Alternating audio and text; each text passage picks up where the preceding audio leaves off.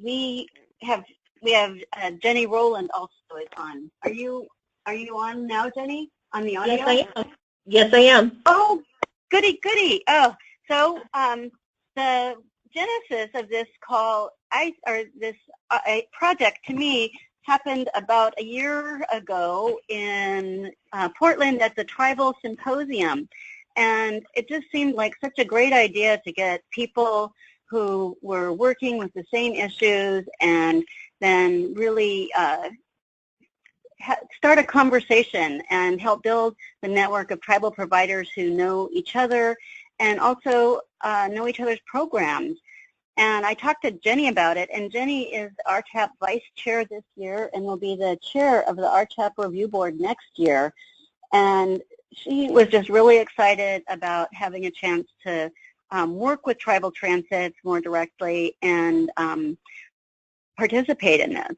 I then talked to Carol, and I thought, oh my gosh, Carol I know worked for CERTSI for years and had done a lot of work in the Midwest and with tribal programs. And she is a very dear friend and colleague, and she was just all on board with looking for ways that we could take the information and resources that we know about and put that into the pool of information and resources that tribal transit people around the country can use. So Carol? Great. Well, I am so excited to be included on this call, and welcome to all of you who are listening in today. We are real enthused about taking the information that we gather from you today and the information that we hope that you'll be sharing with us as we go through to develop this program and really provide you with a lot of information that you can use in your day-to-day operations. Everything that we try to do is set up to be really practical and hands-on, things that will make a difference for what you can do today and tomorrow. Not something that's just theoretical or that sounds good in terms of research, but really things that will help you to do your job better and to give you resources that you can use right away. But before we can do that, what we really want to do is to be able to define some of the topic areas and those things that you are most interested in. We want to learn about the challenges that you're currently facing in terms of within your programs or in your areas regarding transportation. We know that you have lots of strengths, that you are doing great things out there in your programs right now, and so we want to identify those strengths within your existing programs that we can point out and use as examples and best practices and approaches for other tribal transit providers. We want to find out who you're currently collaborating with inside your reservation or tribal land as well as outside your tribal borders so that we can say to people, have you thought about doing this? This is what this group is doing. Maybe that would work for other groups as well. We want to understand the way your transit system is currently funded, and we know that money is always an issue, and so we want to find out what funding issues you currently face, and so that we can try to help you find resources and know what would make things easier or better for you. And we want to identify what resources you currently rely on in terms of training or in terms of where you go to get your answers when you have questions, and what resources you wish you had to assist you with your tribal transit management and provision of services. So today is kind of a treasure hunt, and what we want to do is figure out what would be the most helpful for you. And so we're going to tap into the things that you want to share with us so that we can start putting together materials and resources that will really be helpful to you and that come out of what you are really looking to have. So with that, Robin, I'm going to turn it back to you for introductions. Okay. When Jennie and I talked about this, I thought that we could build on we have a transit manager desk book that has like a one-page of tribal resources.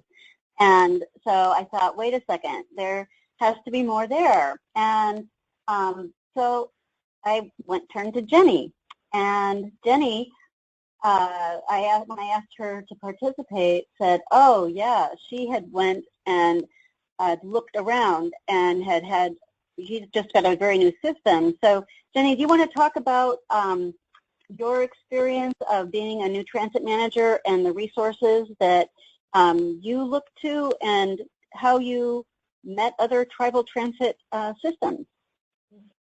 Well, when I started, I did not come from a transit background. And so I came from a logistics background, but the actual tribal transit program I wasn't really familiar with. So I reached out to try to get some knowledge, and I was on one of the FTA's webinars or conference calls, and they had mentioned RTAP. And that's when I contacted RTAP, and I got a professional mentor through the RTAP program, which has been invaluable. I see that my mentor is on the call today, Emma Featherman-Sam, shout out. And the knowledge that I got from Emma really put me on the right track, put me in the right direction. Then I stepped out and made contacts with my peer group in the state of Minnesota, where I'm located, and we've maintained a communication over the years, all the transit managers for Minnesota, and just keeping in touch and what works, what doesn't work. What works for one tribe may not necessarily work for another tribe, but it's so important to make sure that we get all those ideas out. I also took the training at CERTSI with Carol Wright, and that was invaluable. I've used those reference materials many times over again. So, any questions? So did you have other challenges besides the no experience? It looks like you basically backfilled with everything you could by learning about the people around you who might help you, and learning about, getting the information. But as I recall, you also were learning about capital management and federal programs. So what kind of challenge?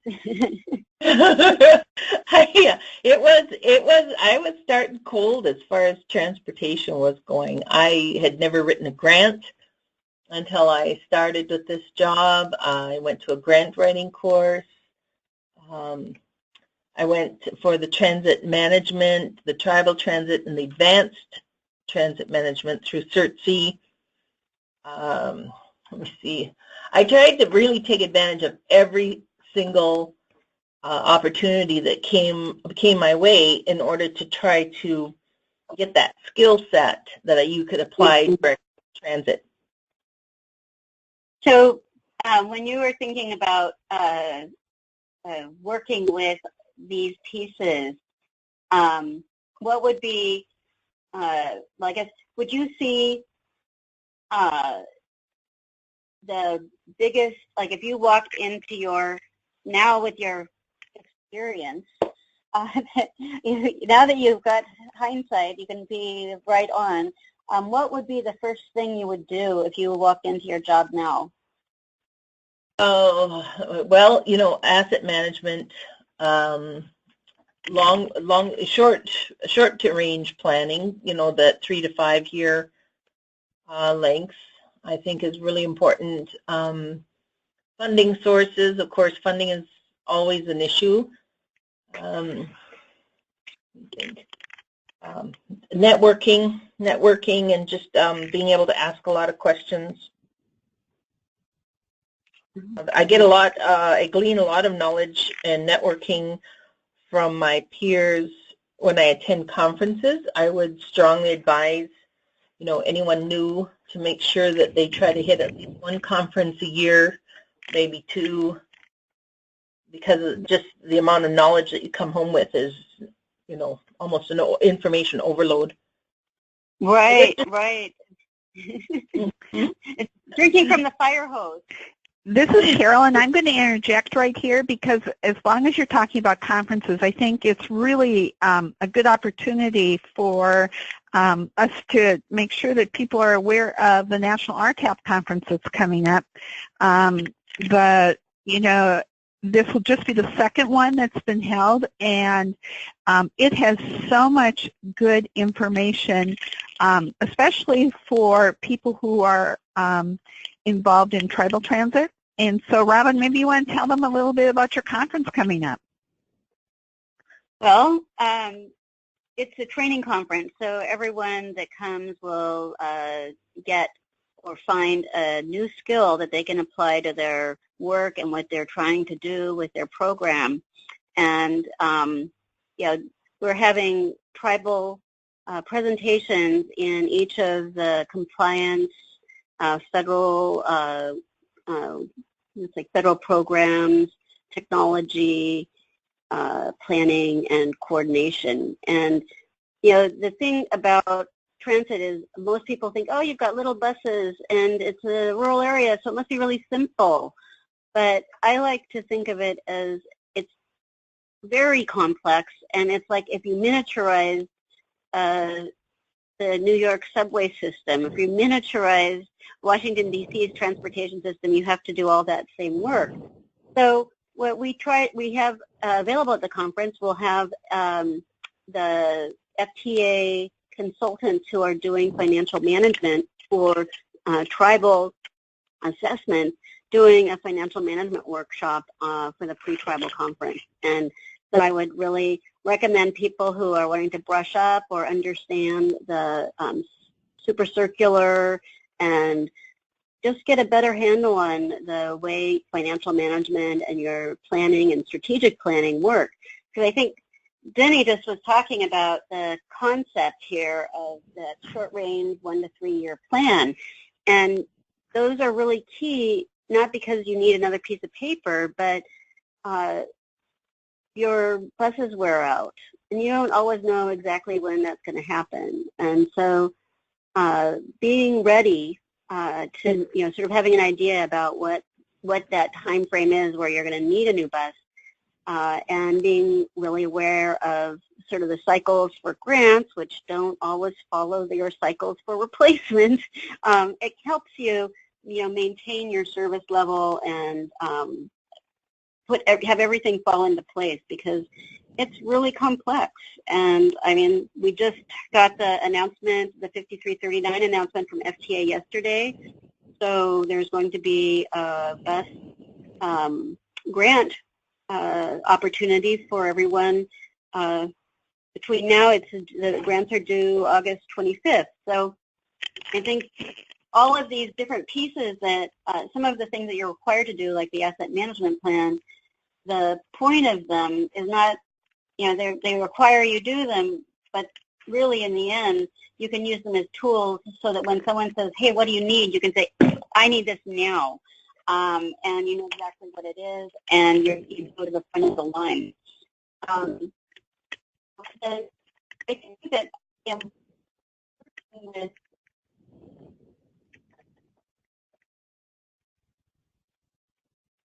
how many people work in your office? Hey, Robin, you're breaking up. Oh, sorry. Jennie, how many people work in your office? In my office, it's just myself and a dispatcher. Yeah, I have 10 staff, now 10 drivers. So I think that, you know, we've been talking about the challenge, and there's the no experience, and there's the grant writing, and there's planning. But when you realize that all has to come out of one person, that I think that that's where we really, we're looking to your mentor, seeing whether there's some templates. Does someone else have a short-range plan? Can you look at the way they set it up so that you're just plugging in what you need? I have never met a transit program that wasn't willing to share whatever they had. Yeah, very generous.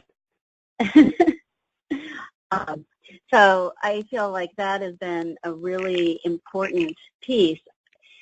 So I'm interested, we have some people on the line that have gone through much of this and some that have tons of experience. And I would be interested in what your experience has been in working with finding staff, maintaining your program. What kind of resources have you turned to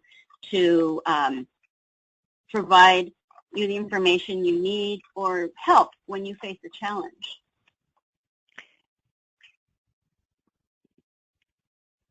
And this is Carol, and I would add to that to say, you know, Jennie discussed some of the challenges that she faced, and you might have faced those same challenges, in which case we'd like to know that. Or have you faced different challenges? Are there things that have happened to you, like an inability to hire or keep drivers?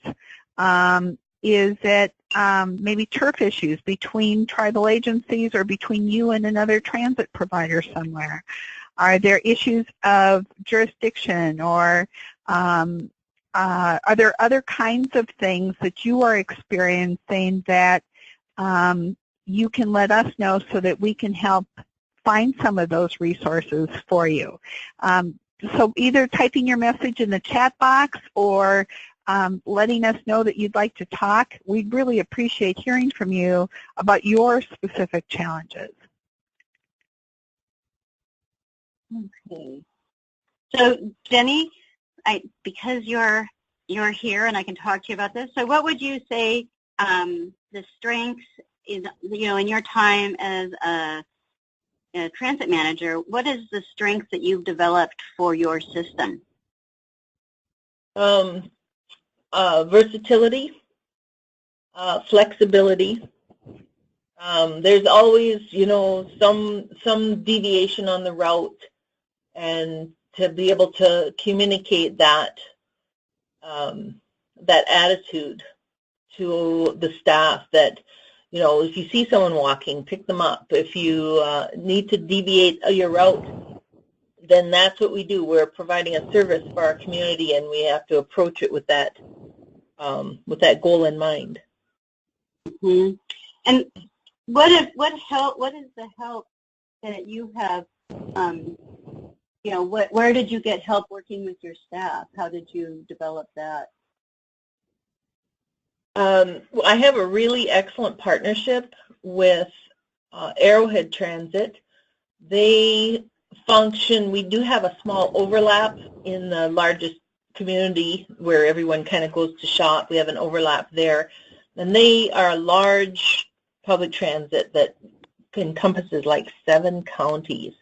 So we try to dovetail our services in with theirs, and they are very large, and so they have a training officer, and they allow my drivers to participate in the, you know, the required training that public transit drivers have to have, and they just let me know where and when, and I can send my drivers for that training free of charge.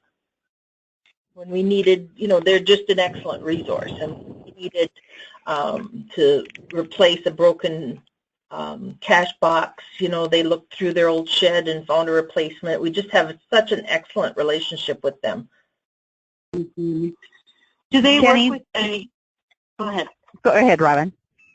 Oh, I was just going to ask, because one of the things that you're talking about is sort of like maintaining your fleet and keeping your buses running.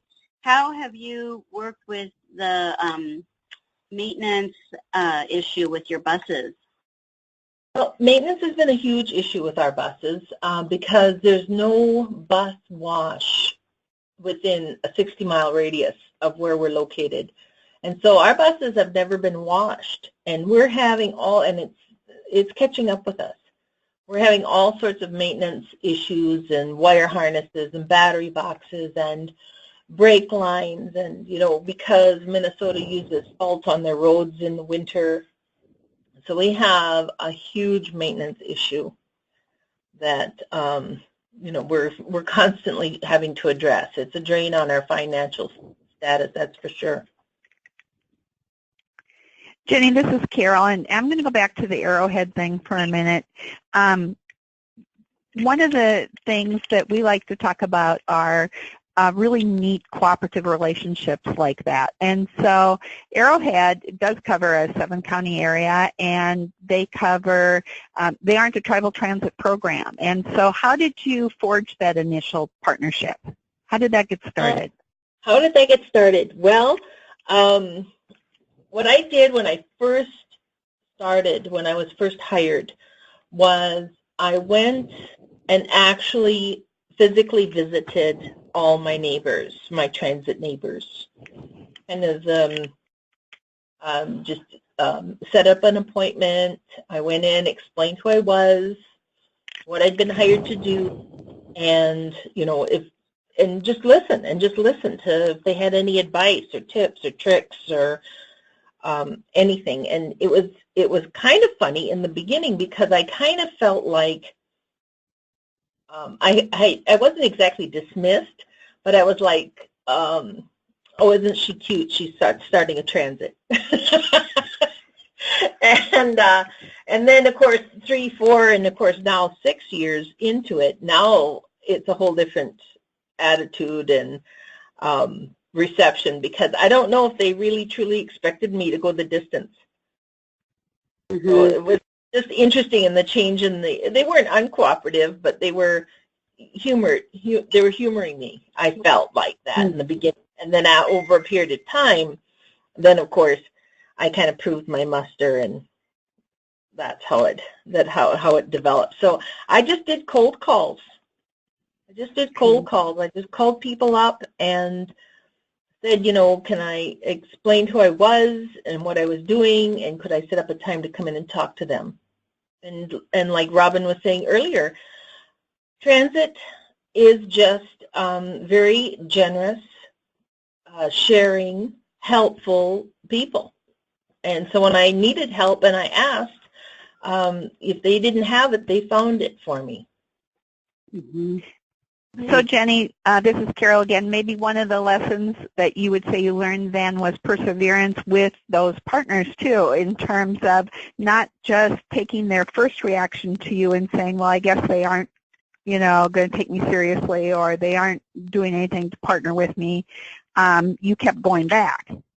Yes, I didn't, but Carol, my personality. I would not have taken no for an answer. So I guess what I'm trying to do is encourage the people who are on the phone who may have initially been rebuffed by someone that they reached out to say, don't take no for an answer just because no is the first reaction, or don't take someone, just not jumping in with open arms the first time you meet them and think that, well, I guess they're not going to be willing to work with me, that by being tenacious and by going back, you've got, I know you have a wonderful relationship with them now.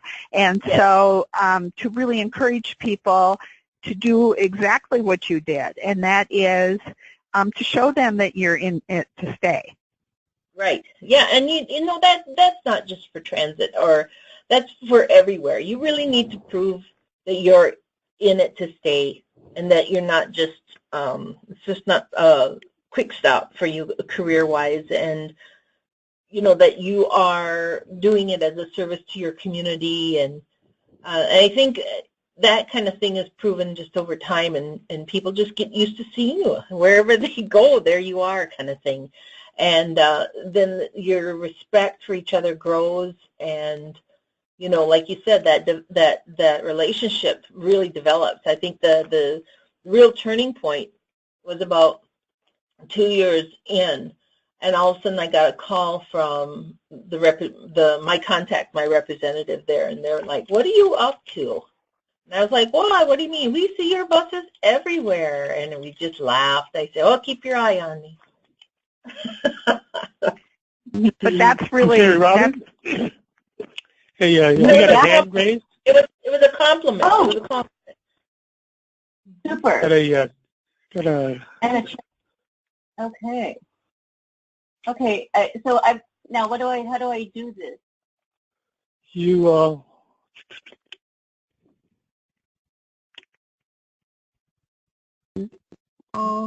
showing. Not letting me unmute. I think Emma needs to enter the audio pin, I think, in order for us to unmute. I go to, okay, I think I go to attendees. I go to the attendees, and I go to Emma,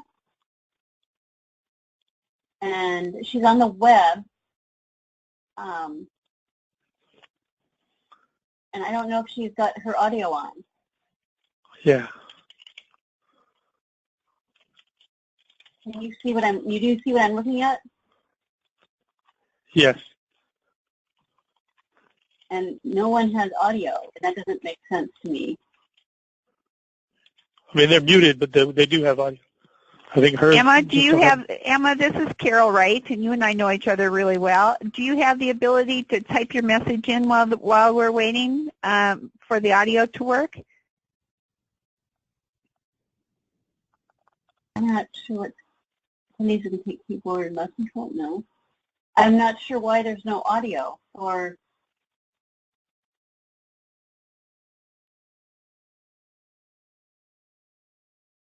File.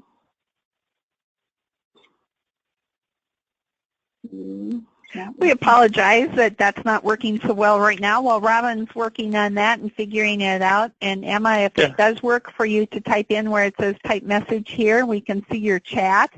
But while Robin's working that out, I hope we are able to hear from Emma, because Emma Featherman-Sam is kind of a legend in terms of her work. I'm glad. I was really excited to hear that she is the person that's been Jennie's mentor, because she has mentored a lot of people over the years in terms of being able to teach them a lot of things, not only about tribal transit, but running transit in general. And certainly her program is a great example of accumulated value of lots of different strengths. They have partnered with other organizations. They have certainly crossed boundaries to make sure that their people get where they need to go for whatever they need to get. Emma, are you able to speak now? She's sending me a chat that she's on the phone for the audio, so probably not connecting her without a PIN number. Oh. I just sent her another one. Okay, well, so while we're waiting, I think that she's a really valuable person for us to hear from in terms of what she has done with her program. What we're really trying to do with these calls and with the kind of resources that we're trying to gather today and into the future is to take people's programs, like the things that Jennie has accomplished and the things that Emma Featherman-Sam has been doing, and to be able to give all of you and others that haven't been able to join us today really solid best practices and examples of programs that really work. Your goal and our goal is to make sure that people are able to get resources that they need so that the transportation that's being provided really serves the needs of the people who depend upon transportation to get where it is that they need to go.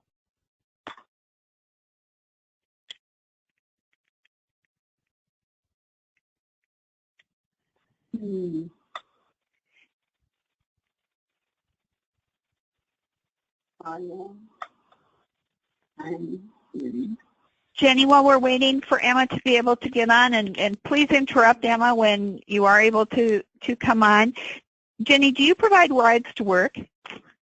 Yes, we have several commuter routes. We have 2 designated park and rides. I don't know, if you ever get a chance to look on the map, we're about 60 miles directly south from the Canadian border, and it is like easily an hour drive to anywhere from where we are.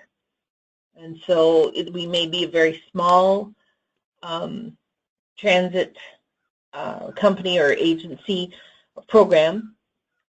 We have 7 vehicles, and we easily do over 220 1,000 miles a year. We're over the 200,000 mark, and we have been for about 3 years running. So we. How about rides to either community college or any education facilities? Do you have any of those within that area that you are covering that you're giving rides to people? Hey, this is Emma. Oh, hi, Emma. Can you hear me? Yes. Yay! We did it. Great. Good to hear your voice. Hello, everybody. I've been sitting here listening, and you know, I can't tell you how proud I am of all the tribal transits that have sprung up all across the country, and how well a lot of them are doing. Everybody's kind of getting the hang of it now, and I'm not getting as many calls as I have in the past to help somebody. But, you know, all these years, we're in our 9th year of operation now, and we've been doing really well. We're just continuously having people, or passengers on our buses, and our numbers just keep going up each year in terms of the number of passengers. We kind of have a set number of miles that we travel because we do a fixed route system on our reservation. But everything's going good, and I really am glad to see that this webinar is happening, because I think this is something that probably should have happened back when they first started the tribal transit systems. But oh well, we're here now. So thank you. Well, Emma, this is Robin, and you were in that symposium when we brought up the idea of doing this, and so I'm really glad that you're joining us on our first opportunity, and that you're, you know, sharing your information and your perspective on this. And I'm hoping, you know, when we get done with this, that we'll be able to distill this down into a companion for you to have, you know, for other transit managers and tribal transit managers to have at their desk when they, like, this is what I need to have next to me. And I can always get more information, but when you run into that challenge, wait a minute, here's the phone number I need. Yeah, you know, something that I've noticed in all these years of trying to implement the tribal transit system here on our reservation is that FTA has been a little slow in coming with the training for tribal transit. You know, we're already as tribes kind of behind the ball, basically pushing that ball that, you know, FTA or other transits are running on, but you know, we're still trying, and I see where a lot of times there are new regulations that come out, and tribal transits have to comply with them when they receive their funds from the federal agency. But sometimes, you know, there are some transits out there that, like you said earlier, you have to have one person that operates the transit system. And in Indian country, what's happened in the past is that the transportation director, or the manager of the roads department, is usually the one that they throw him a hat that says tribal transit on it, and that person has to add that to all his other duties, or his or her other duties of running a road shop on a reservation. And when you get these larger reservations in the northern part of the United States, you know, along with Navajo Nation, it's pretty hard for them to keep on top of things with the transit systems that are out there. So it's very important that, you know, if there are transits out there, try to at least just get one person to be the manager of that transit system, because there is, you know, I know there's a lot of people out there that have had to read and read and read and try to understand what they're asking of you when you receive those funds. But when those new regulations come in, like Jen was talking about, the asset management and then the safety the safety plan, all of those are new things that have come out, but yet, FTA has at meetings, when I've questioned them about, what about tribes, how do we deal with this situation? Because a lot of times we have some of our own laws in place that deal specifically with issues like that, but yet may differ just a little bit. Across Indian country, federal law always, I hate to use this word, trumps Indian law, but but that's like on our reservation, where the state law, isn't applicable on any of our reservation lands. So, we have to really take a look at, okay, if you receive 5311 monies from the state, are you subject to their jurisdiction? Or as a, basic sovereign nation, are you still, even though you receive funds from the state, do you still abide by your own laws over the state laws? Those are the kind of questions I ask FTA, and they've yet to tell me, yes or no, or we have a different kind of a tweaked version of asset management, a tweaked version of the safety plan, the two new regulations that are out there now. And I'm sure there's a lot of tribes out there that are trying to figure out how are we going to do this. I know I'm, kind of struggling with my tribe, with my governmental process here on how to get those documents in place so that we are complying with the regulations. Emma, this is Carol. That's really a good point. I like that. And just a quick question: do you get money from the DOT as a pass-through from FTA, or did the funds come directly to you? I receive the formula funds from FTA, and then also receive federal highway funds that come directly to our tribe, to our Department of Transportation. So they do, through I think it's 25 CFR Section 170 in there that deals with what used to be Indian Reservation roads, but now is IRR funds. Yeah.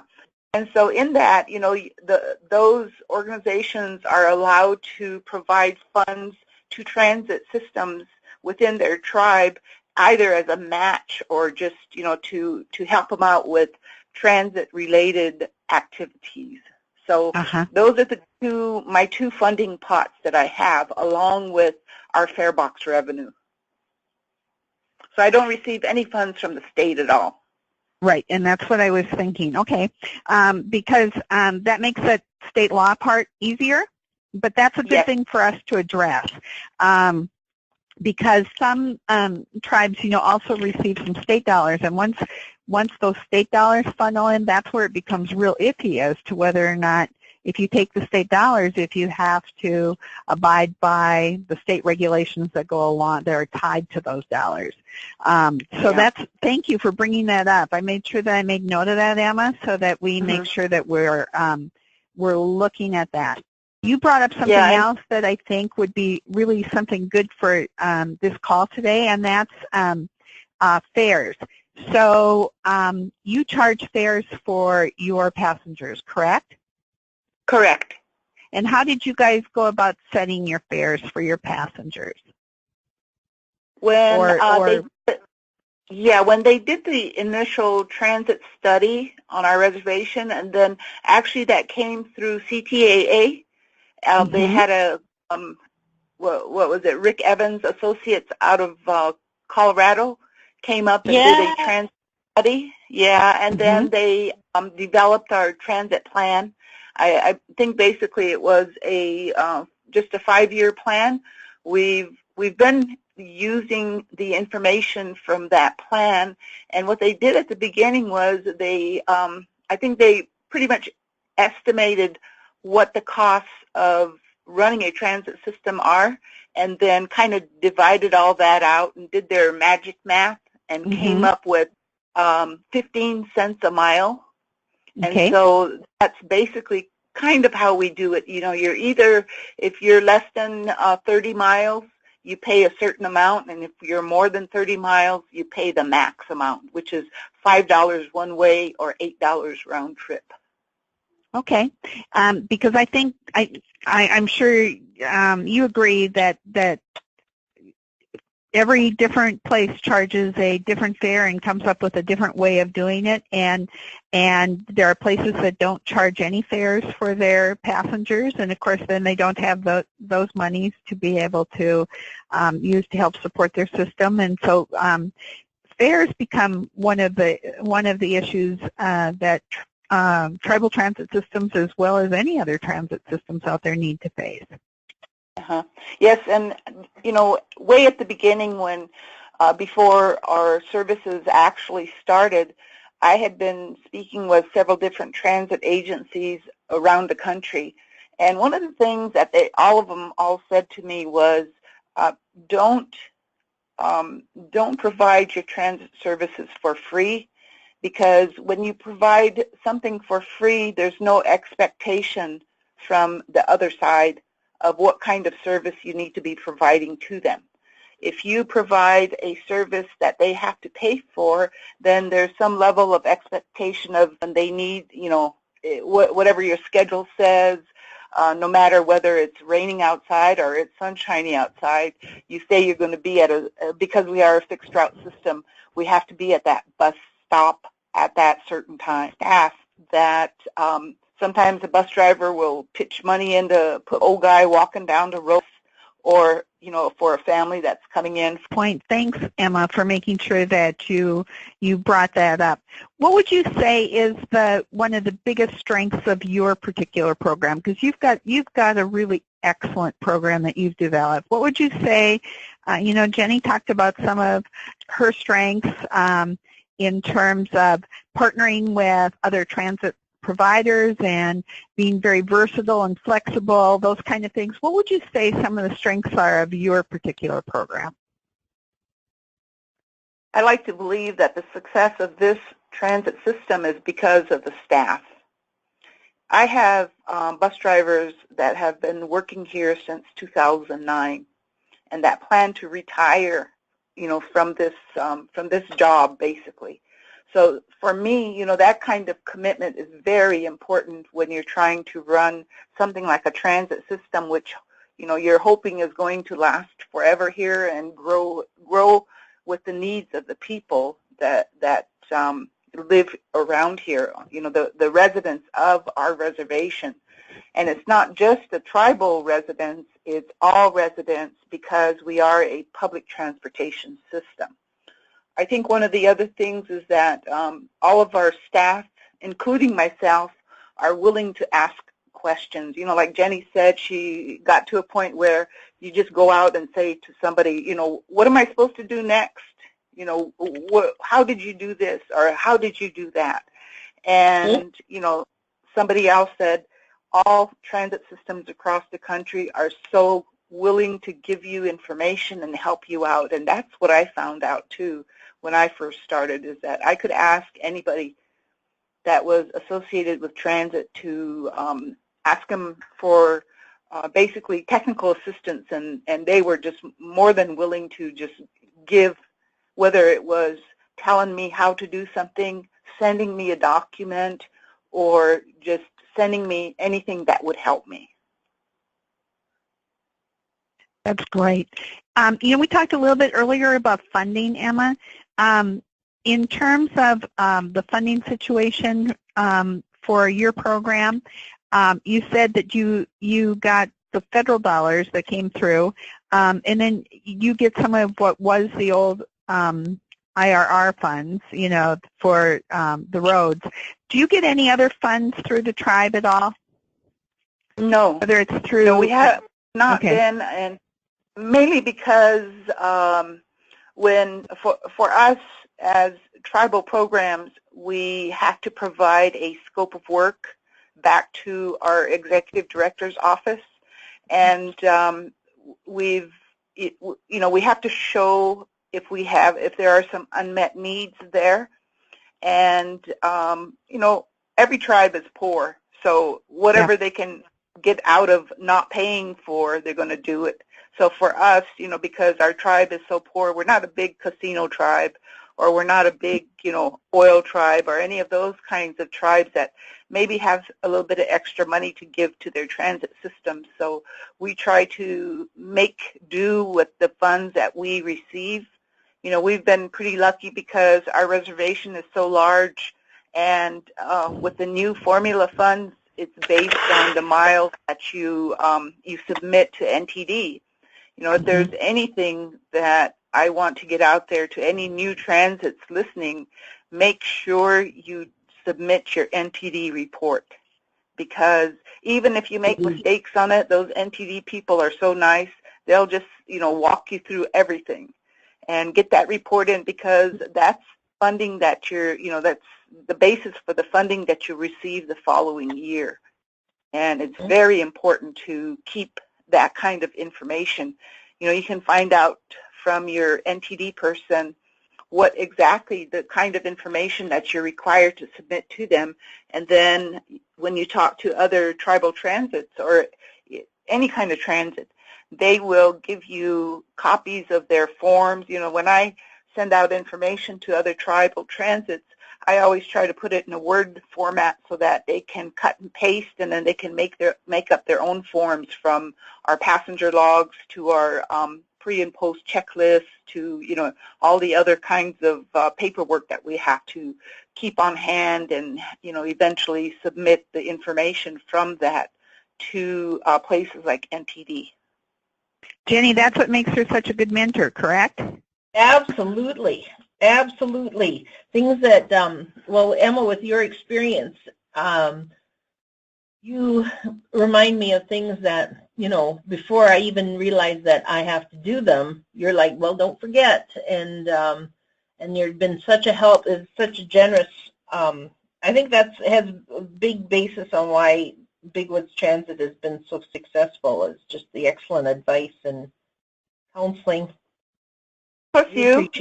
I mean, I don't think that it would have been, would not have been a success, but you were there, and you, like me, are willing to go out and ask for help, and that's really a big thing for, Jenny, you know this, as Native people, sometimes people get real bucky, and they don't want to get out there and ask for help because they might look dumb.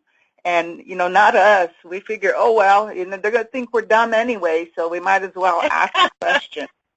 Emma and Jenny, that's my philosophy, too, so it has nothing to do with being tribal or not. I just figure, you know, I am who I am, and people can just take it the way they want, but I'm not afraid to say, I don't know. I don't know what that is. Tell me what that is. And I think that's a good lesson for all of us. Another quick question for the two of you is funding to purchase vehicles. Jenny, have you found that you've been able to get the vehicles that you need with the funding that you've been getting through FTA? I know we can't. First of all, we'll put on the table that we know that we never get enough vehicles.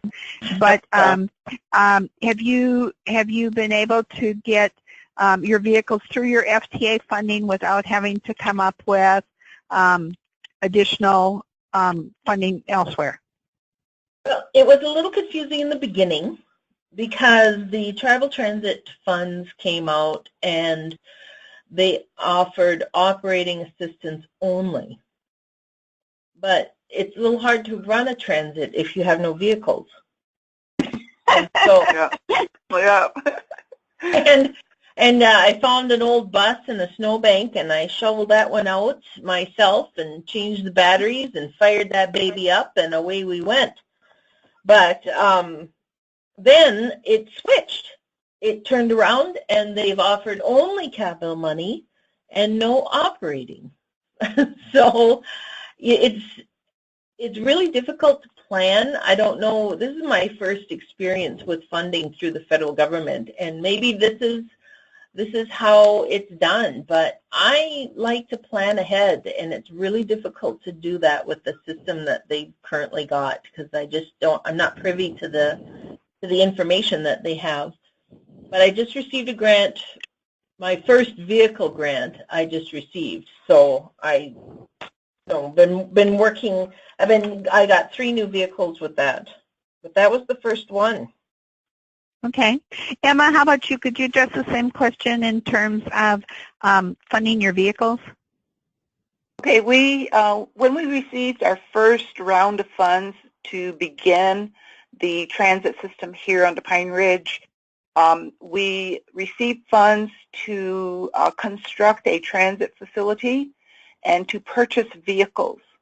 And so when the original plan was to purchase these big 35-foot buses, and when it came time to begin taking a look at starting the process to procure the vehicles, FTA regional office called me and said, I was actually on my way back from taking my granddaughter to college out in New Hampshire, and they called me, and I was on the road somewhere, and they said, Emma, we think maybe those 35-foot buses might be a little bit too big for your system.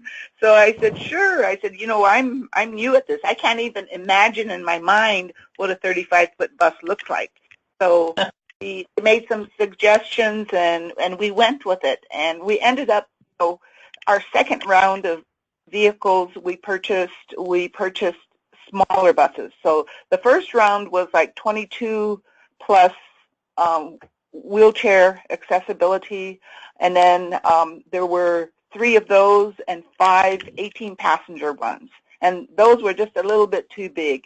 So our next round of vehicles that we purchased through a grant from South Dakota, and this is one of the other things with if you do receive 5311 funds or any other funds from a state, you can request that all of your reporting and everything be issued through the regional office if you're a tribe. And there's certain of the grants that you can do that with.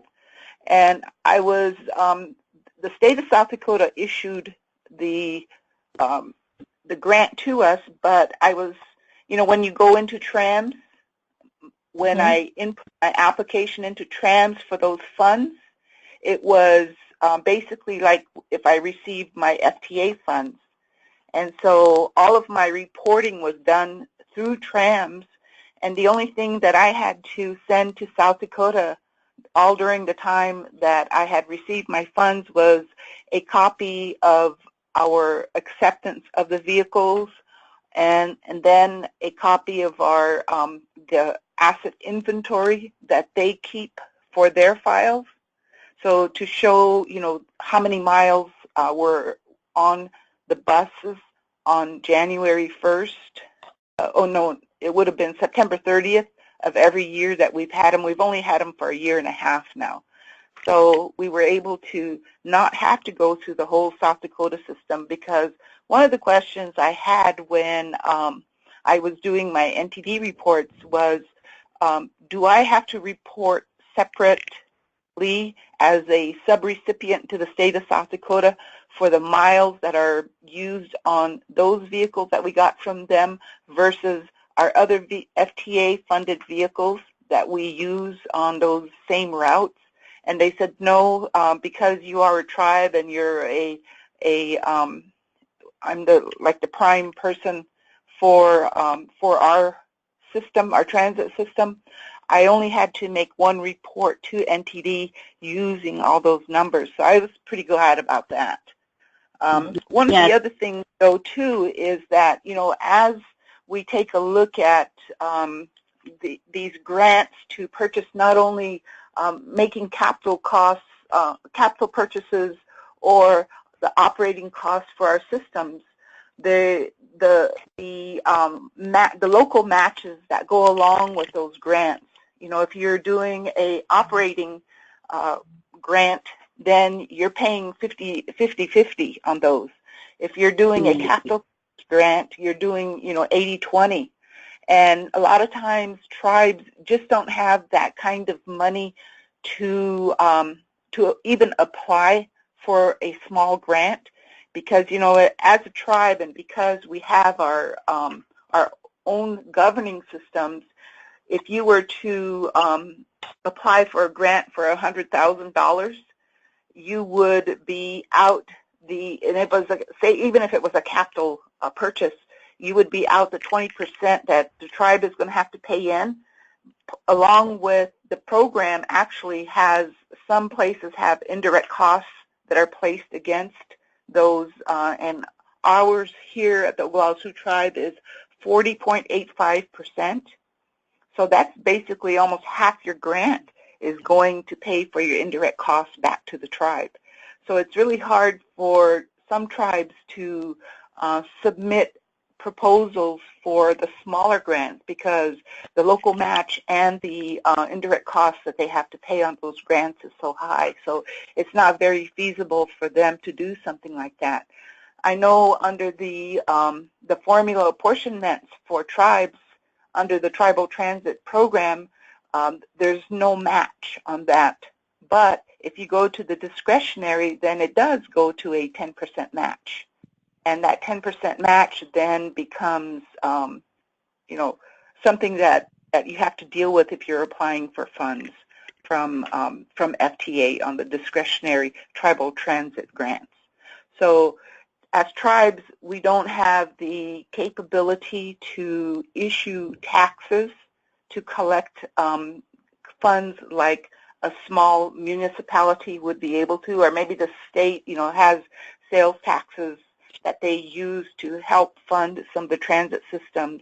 We don't have anything like that. So, you were asking about the government, our tribal government, kicking funds in for our transit systems. They don't have that kind of money to, to help those kind of resources really to help us with any of the extra costs associated with running our transit system. Thank you. Those explanations are really good. Robin? I know we're getting close, yeah. But while we're on this, I wanted to just hit the topic of the indirect costs. And some tribes provide, the place for someone like Jennie or Kent and Dick, who I know out in the Burns Paiute.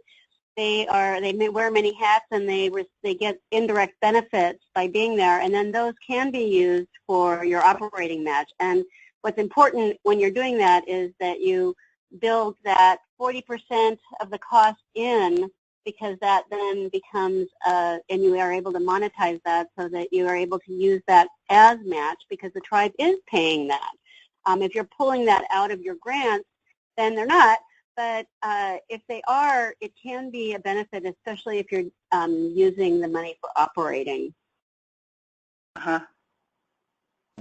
I feel for you, and it really, I think that this is a good discussion to have, and maybe this is a whole peer call to talk about all the different ways people have developed program income and developed partnerships that sometimes can fill that match gap. Yeah, Robin, this is Carol. Can we, do you want to be able to continue the call further, or do we need to table some of our other things for another call, or how do you want to proceed? Well, I think that's up to the people on the phone, but my thought is, why don't we, I've put up what we were going to talk about, and if there are some other ideas that people are interested in that they think would be good to address. I think the match thing and program income might be a good discussion, because that if you walk into that cold, you have no idea. Yeah, and this is Emma. I think that, I've been kind of hogging the phone here. I hate to do that. So, I'd like to hear from some of the other tribes that are on the call. Okay. So, Wilma or Susie, and I know Karen, or Carrie Hughes, I don't know whether she's a tribal person, or Abby. Would you like to join us, we can unmute you. Neil, is that possible? Yes, I can unmute everybody if you want. Okay, why don't we unmute everybody? And so now we can have a sort of an open discussion about, well, what do we want? What is the next pressing discussion? Because just and also you guys have been watching me type this, and I'll clean it up and we'll organize it a little more. But this is kind of how we're going to take notes and then extract the things or move on or develop more ideas. I also want to know if this is a good way for us to capture things.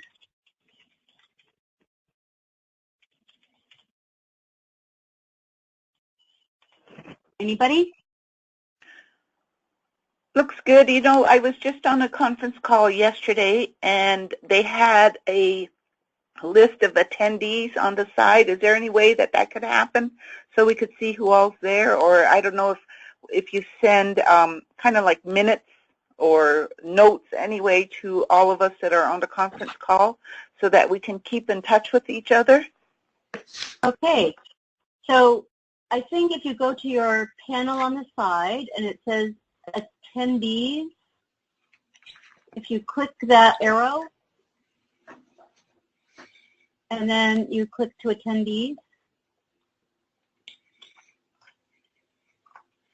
but I think the idea of I can put the email of the people who are attending if they want to, if they're in agreement, I will put everyone's emails on this, and so that we have a running list of tribal transit people who are approachable and who are participating. So, go ahead.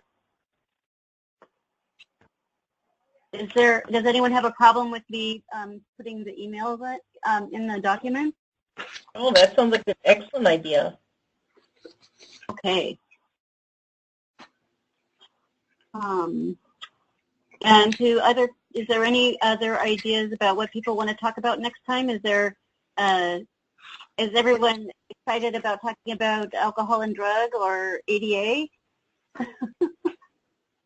No, ADA is, I think most of us as tribes have some kind of drug-free workplace act programs that are within our governing system, or anyway at the administrative level of our governing system. And for us, we have a clinical lab that deals with all that, and they also work with a consultant that does our reporting for our DAMIS reports. Mm-hmm. So, I don't know how many other tribes have figured out how to do that, or about the trainings that FTA does for the drug alcohol. Maybe touch on those when we get to that area. Okay, and who is this talking? Is this? Oh, sorry, this is Emma. Okay, so Emma, maybe this would be something that we could work with you to. You could just tell the story of your program. Okay. That would be really helpful, because I work with tribes that are compliant, but I think, as you say, each tribe is a tribe. Yeah. So understanding the different approaches, I think, is a great idea. And if you would be willing to tell the story of your system, maybe we'll get some, one or two other tribal programs to talk about the way they have managed this. Because as we were talking about earlier, the way you work with these federal rules is a negotiation. And I think part of it is with the ADA is that you really do want all of the people in your community to have access, and you really don't want, with the alcohol and drugs, you really don't want people to be impaired and driving your buses. So how that is negotiated and how that is set up so that you can have a system that, meets your needs is I think it's a good discussion. Okay, I can do that. You know, Thank you. I don't know if anybody else has any other suggestions, but one that we're working on right now is we've come up with kind of a final draft of our site safety, whatever that plan is. I can't remember the whole name for it, but I've assigned one of our bus drivers as the site safety supervisor, and he's been working on the plan. FTA luckily has a template that we were able to use and, take out what we didn't need or wouldn't work here, and to make sure, we were in compliance with everything that FTA needs for that. We've been able to get through that, but the asset management one is the one that I've been working on myself and finding a little difficult to figure out how to do that. So maybe, those are two new regulations that any new tribal transits that have just started, I don't know if they know very much about those, or maybe there's somebody out there that really knows how to do one well and could show us how to do it. That is, I guess I am a sucker for this because I feel like that is absolutely great. I mean, when I saw the FTA announce, the new vehicles, the program that they've got out, the 5339, I was like, open up your asset plans. What do you need? Where are your priorities? Yeah. How do you get engaged? And then the other part of that safety plan is like that is bringing safety culture. And so I think sharing how you put it together, how you use the FTA template, and then what is the result? So what are you doing to understand your priorities for vehicles and asset management? What are you doing to create? How are you working with safety culture and building that in your organization? Mm-hmm. So, yeah. And it sounds like you're doing really great stuff. So I am open to any of these things as next, because what we're thinking is we can do this quarterly, because there's always so much stuff going on that I think if we just keep doing these quarterly and take a subject like this and get that out, we were thinking that then Carol and I were available on the 20th of September. Mm-hmm. So if that's a good date for people on the phone, everyone else who it's a good date for will be invited. Thanks. Yep, that sounds like a good day. And we would really like to expand the number of people who are participating. And so if you can, once the date is good to go, if we can get people, engaged and interested, if we can get people signed up to participate and be ready to share some examples and those kind of things. We want to make this as valuable as we possibly can. Okay, and then do you know if they're going to be doing any of these types of presentations at the RTAP meeting? I think Ms. Adoni, who is the asset person from FTA, this is Robin, and she's coming to the conference, and we'll be doing a workshop on asset management plans at the conference.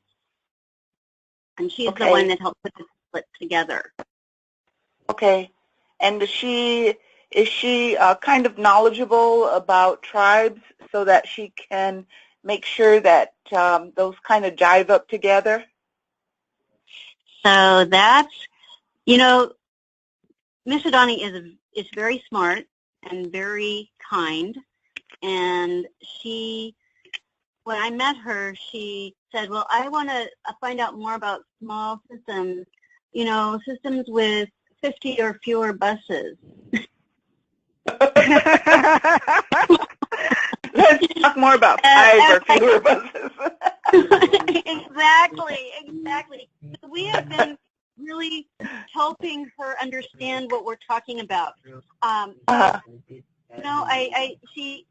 She has, though, and she really, when she asked me for some people to talk to, I sent her off to some people that had, 5 or 6 buses, 2 buses, because, really you have to think about the context of all this is happening. So, yeah, the RTAP conference will have FTA people if they can get away, but definitely have their information in workshops around this. And maybe what we can do is, I think, both of these, the asset management and the implementation, like how people are implementing the programs, the asset management is such a current thing. Maybe what if I put that first, and then I'll put the implementation of 88 alcohol and drug testing programs second, and then third, if we've exhausted all other, which I can't believe we would, I don't know that we'd get through more than one, then we can move on to that, because I think especially with the deadlines and things around that, this would be a great point for people to figure out where they're at with those asset management plans and what the opportunities are. And then definitely come on down to the conference in Omaha, and we'll have a chance to review them and talk about tools for developing safety culture. So this would be great. Okay. And then just one last thing before we finish the conference call. This new funding opportunity that came out, notice of funding opportunity for this 5339 program. It's a real short time frame, August 25th. So anybody out there that's thinking about buying buses, or it talks about rehabilitating, purchasing, constructing, or leasing bus-related facilities. I think, if you're looking at, Jennie, if you're thinking of you need a place to fix your vehicles, that might be a spot to, ask to build onto your facility you currently have, or build a facility. Those kinds of things you can look at. So it's a really short time frame, and I know for me, with the tribe, it usually takes me about 2 months to get, when I do my proposal, to get it through my standing committee, my finance committee, through my grant review team, and then on to tribal council for a final resolution to submit. So I came in this morning, yesterday when they made the announcement, I looked right away on grants.gov and it wasn't there. So this morning, as soon as I came in, after my radio show, I pulled up and it was there. So now I'm already starting to write down things. Good. So that is fantastic, and we sent out a blurb on it in our e-news too, and basically I said, pull out your asset management plans, figure out what it is you need, and call your state and figure out, because look at the way your program has received the 5339, and I'm not sure. I haven't worked with tribal programs that were not working with the state. So I think you just submit them to the state as part of the rural program? No, for me, I just submit directly into grants.gov, and I think any tribe out there has that capability to do that. You just have to make sure you have your all of the requirements, the required documents. I think they usually ask for a TTIP, which is a Tribal Transportation Improvement Plan. You have to have some kind of a approval document, and for tribes, that's a resolution from your tribal council to attach to it. You have to have your proof that you're a federally recognized tribe, and those all go into your attachments in the grants.gov application. Emma, this is Carol, and for those of you who are still on the call, I believe that's absolutely correct. And if you have questions, you can also get information from your regional office. I don't think you have to apply through your state. No, I'm not. No, that's great. So with something it's a do right now kind of thing, and we are here, and I think Emma and Jenny, we are all here to, if anyone has any questions as they look at this stuff, we could set up a separate phone call before then to just talk about how to walk through grants.gov and do it, because it's really key. This is bread and butter. This is making sure that, you know, like Jenny said, if it's hard to run a transit system without buses. And yeah, we do need to get off the phone, but I will send out more information about the next call, and we will take your input on what you want to talk about and what are the issues. And this is a conversation, and we're going to try to build the conversation and build the resources as we talk. Thank you. All right. Thank you very much for inviting me. Thanks, everyone, for the call today. It was great to participate with you, and we look forward to doing it again. All right. Thank you. Thanks. Bye. I'll talk to you later. Okay.